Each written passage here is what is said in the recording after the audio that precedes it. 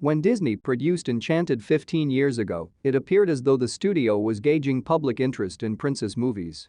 Princesses were primarily restricted to direct-to-video films like The Little Mermaid 2: Return to the Sea and Cinderella 3: A Twist in Time, because Disney hadn't produced a significant princess feature in almost 10 years. Disney in 2022 is all about nostalgia, even going so far as to remake animated flicks into live-action versions, evidently in an effort to remind audiences how much they like these properties and characters, whereas Disney in 2007 would take a chance and experiment with something like Enchanted.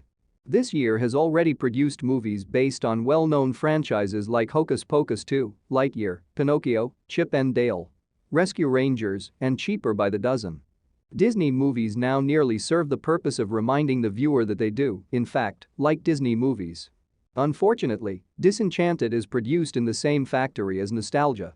Disenchanted resembles those direct-to-video sequels from the 1990s and 2000s, which featured characters you liked in better films, going through the motions in a movie that lacks any of the original's magic. Yes, some of these projects have been better than one would have expected. Regardless of the project's quality, Disney knows that viewers will be happy to turn on Disney Plus in the comfort of their own homes to watch these characters again. As a result, the nostalgia merry-go-round keeps going and shows no signs of slowing down. Disenchanted begins with an animated summary of the events in Enchanted, in which Giselle was forcibly transported by Nerissa from the live-action fictional realm of Andalasia to the animation world of Andalasia. Now that Giselle and Robert's love story has been transformed into a fable with a happily ever after conclusion, it is clear to see. However, Pip claims that there is an after to happily ever after in the real, magic-free world, and that time has passed since the events of the first movie. Sophia is the name of the infant born to Giselle and Robert. Morgan has reached adolescence. Giselle has decided to relocate to a suburban property in Monroeville because their New York City apartment has grown to be too cramped and stuffy for both their physical and emotional development. However, as soon as they arrive, every one of their issues tenfolds. Teenager Morgan is the one who objects to the family moving to Monroeville the loudest. But after seeing how beautifully Morgan has adorned her room, Giselle's candy-crusted optimism seems to rub off on Morgan, if only for a little moment. An electrical malfunction causes the positivity in Morgan's clothing to catch fire shortly after that. In the midst of all this mayhem, Giselle discovers that the town is sort of run by a queen bee named Malvina Monroe. The next day, Edward and Nancy stop over to give Sophia a magic wand that grants wishes, just as it sounds, and a scroll that contains all the answers to questions. But because Sophia is Giselle and Robert's child and Morgan is their stepdaughter, they unintentionally highlight the fact that Sophia is the real daughter of Andalasia. Now, Giselle, being Giselle, makes amends by urging everyone at her new school to vote for Morgan and support her in winning the Monroe Fest. This complicates matters with Malvina even more because she sees Giselle's actions as an attempt to push Morgan against Tyson. By the time the second day at Monroeville draws to a close, Giselle realizes that Morgan is undoubtedly upset about the relocation to the suburbs and that she has ruined Morgan's reputation. Robert is also not overly delighted because he believes he will continue to commute from Monroeville to New York until the day of his passing. But she is determined to make a change in order for their family to live happily again. After Pip shows up, she uses the magic wishing wand to solve the problem by wishing that Monroeville were transformed into a fantasy kingdom, since she believes that doing so will make the situation easier for her to handle. Once more, everything seems to be going well as Robert and Morgan appear to be content with their daily tasks. Pip can speak again, and appliances throughout the house appear to be sentient. However, it quickly becomes apparent that Monroeville's transformation into a fairy tale paradise isn't merely a surface-level phenomenon until Giselle encounters the evil queen, Malvina, and the clock starts to noisily tick closer to midnight. All the way down to adopting the tropes, it is altering from the inside out, making Giselle the new enemy because she is now a stepmother. Disenchanted appears to be parodying Disney's most recent habit of turning its animated classics into live-action CGI movies, much like Enchanted, which did the same with Disney's animated classics, since they contain many problematic issues. Yes, the town and Giselle's change demonstrate on a thematic level that fleeing into a fiction rather than dealing with the reality one is in is not at all a solution.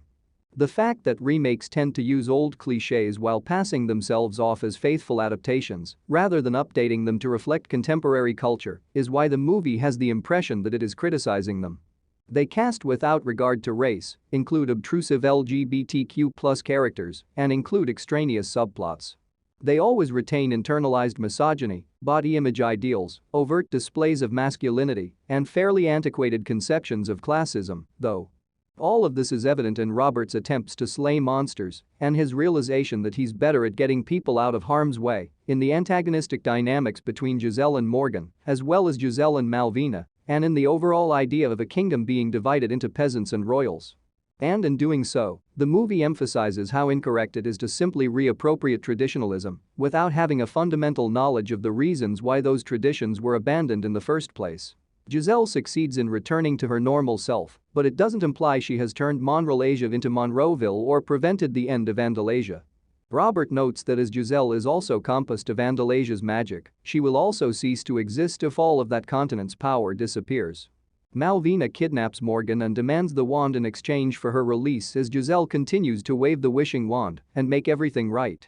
Naturally, Giselle throws the wand at Malvina's feet, who smashes it in half and frees Morgan, too, allowing Monrelasia to permanently transform and Andalasia to perish. Robert and Tyrone literally block the clock's gears from moving ahead in an effort to stop it from striking 12 o'clock by using their bodies and swords. As she is on the verge of passing away, Giselle has the opportunity to make amends with Morgan and reassure her that she possesses magic despite being her stepdaughter. Morgan makes a wish to lift Giselle's curse by picking up the shattered piece of the wand. It also works. The text and subtext of Morgan's use of magic to prevent the end of the world come together in a very lovely way. The hostile connection between stepmothers and stepdaughters has long been a major source of tension in fairy tales, which may be quite upsetting to readers or spectators. Today, single mothers are adopting children. Even married couples now adopt children. Many children have step-parents because people are increasingly more comfortable ending their marriages and finding new partners. So, if the parent and/or the child are continually informed that there cannot be love between the two of them because they are not biologically related, then it will fundamentally transform them for the worst. Regardless of whether they are related biologically or not, parents and children should have an unconditional bond because they are the adults in the relationship. And it is admirable and gratifying that Disenchanted makes the acknowledgement of the love between a stepmother and a stepdaughter its central theme. Monroeville becomes Monrelasia once more. The only people who can recall what happened in the previous several hours are Giselle and Morgan. Everyone else recalls it as a nightmare or a dream. At this point, I was worried that Disenchanted would cast the entire story in an unimportant light. No, it doesn't, though. Those who have magic are grateful for the realities they live in and the fact that they are surrounded by the people they love, while the non-magical people have undergone internal transformations as a result of their adventures in Monrelasia, with Malvina's ability to see Giselle as an ally rather than an enemy being the most notable.